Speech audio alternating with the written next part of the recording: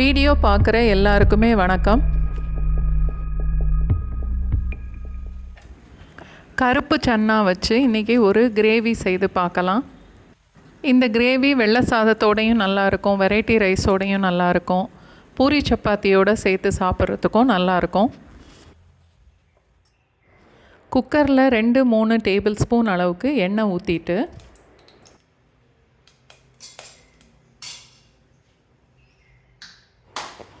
ஒரு துண்டு பட்டை, ஒரு சின்ன துண்டு கல்பாசி போட்டு தாளிச்சிட்டு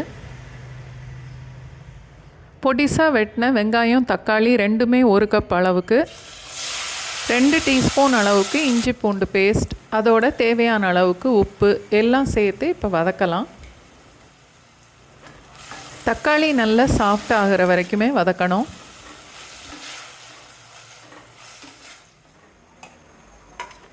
அரைக்கிறதுக்கு 4-5 டேபிள் ஸ்பூன் வரைக்கும் தேங்காய்,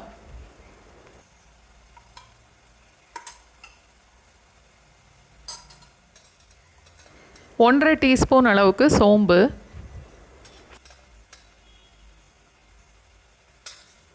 ஒரு 4-5 பல்லு பூண்டு எல்லாம் சேர்த்துட்டு நல்லா நைஸாக அரைச்சி எடுத்துக்கணும்.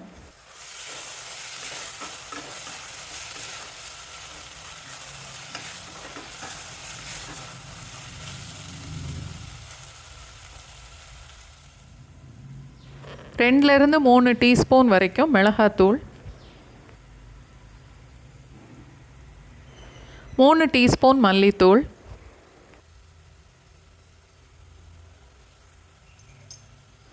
1/4 டீஸ்பூன் மஞ்சத்தூள், கொஞ்சமாக தண்ணி சேர்த்து மசாலாவோட பச்சை வாசனை போகிற வரைக்கும் வதக்கணும். ஒரு 1 நிமிஷம் வதக்கினா போதும். புட்டு இந்த சன்னா கிரேவி சேர்த்து சாப்பிட்டா கூட ரொம்ப நல்லாயிருக்கும். 1 கப் அளவுக்கு கருப்பு சன்னா 5-6 மணி நேரம் ஊற வச்சுட்டு குக்கரில் நல்லா வேக வச்சு எடுத்திருக்கேன். அதை இப்போ வதக்கின மசாலாவோடு சேர்த்துடலாம். அரைச்சி வச்சுருந்த தேங்காய், அதோட 1 கப் அளவுக்கு தண்ணி,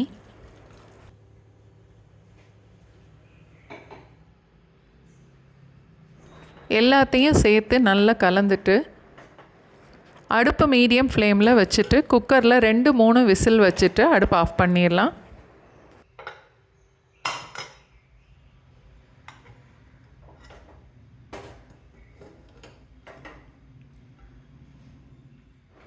சன்னா, இந்த மசாலா, தேங்காய் எல்லாம் சேர்ந்து இப்போ நல்லா வெந்திருக்கு.